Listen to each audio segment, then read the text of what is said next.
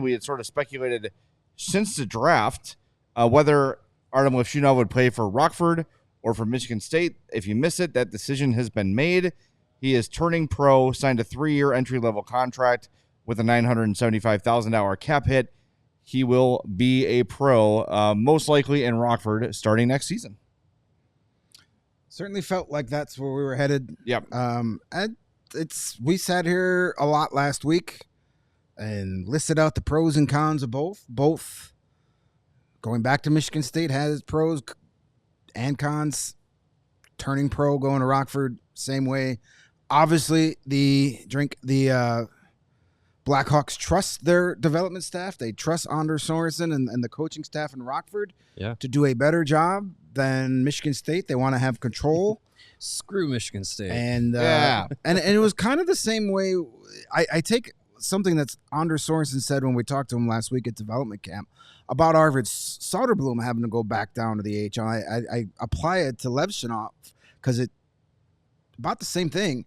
It's not necessarily a performance-based league. If you struggle one night, you're going to be back in there the next night. Yeah. Especially for a goalie. They're going to have their schedule of starts.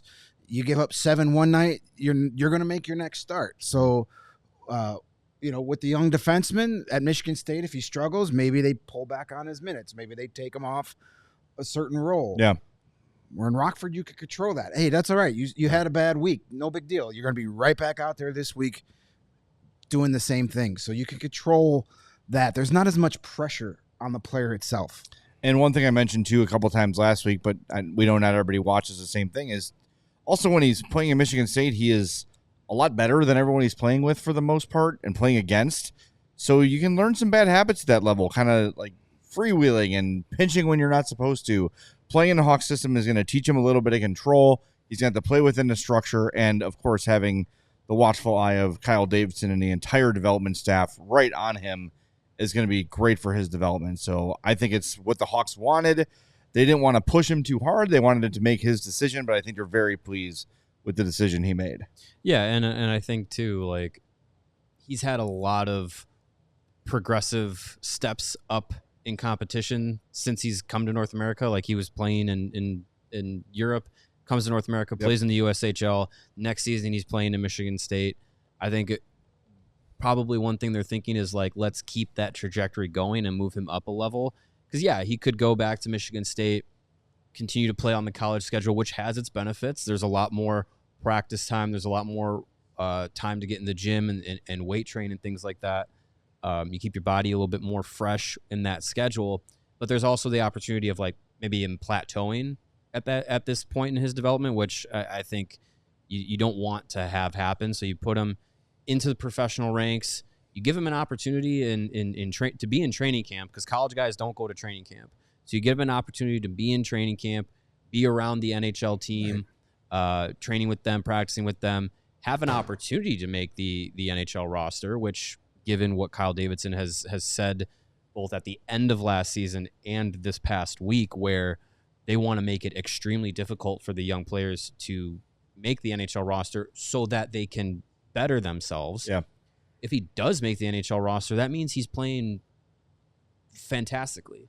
But if he's not in the NHL roster, the consolation prize is playing top minutes in Rockford, which I think is going to be really good for him. And just continues to acclimate him to the pro game. And, the AHL is a step up from the NHL in, speed of the game and of how decisions have to be made and the physicality. Sometimes the AHL is considered more physical than the NHL based off of who's in there. So I think it'll be a good opportunity for him to continue to take that next steps in his progression. And Blackhawks get to have their hands on him a year earlier than if he goes back to Michigan State. It also feels like the plan is Rockford. I think it would take a ton for him to come out and play in the NHL. I mean, maybe at the end of the year they give him 2 or 3 games to give him a sniff or whatever. But it feels to me like the plan is Rockford all year, which it's what it should be. I mean, look, he's a really good prospect. A lot of people had him as the best defenseman in the draft, the number 2 player in the draft.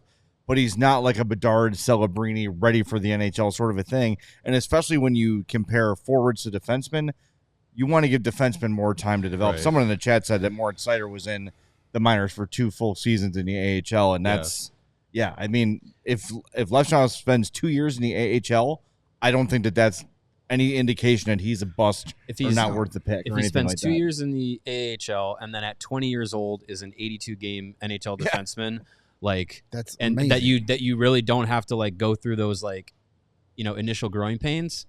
Wonderful. I mean, think about all the times last year where we were like, it'd be nice to send Kevin Korchinski to the AHL, but you can't because of how he was struggling. Like now with Levshunov, like you have the opportunity to just play him in that league and let him be, on that young team with Rockford, where the mindset now for Rockford under, Kyle Davidson has kind of changed. It's no longer where you just kind of say, these guys didn't make our NHL roster, so now they're in Rockford. It's like, no, we want our young guys to drive what the Ice Hogs do. Yeah, I would be shocked if he's on the opening night roster. It would have to be like he'd have to play unbelievable.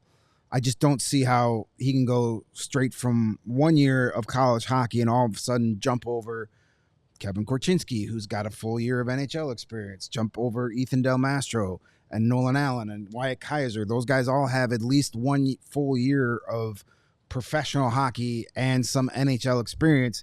He would have to be like incredible in training camp for that to happen. Rockford is definitely the plan. And take your time. He's 18. Like there is no rush here at all. Take your time, get it right. So when he's here to stay. And we're going to use that buzzword from last week. He's here to thrive. Yes, exactly. We all silly like the mayor.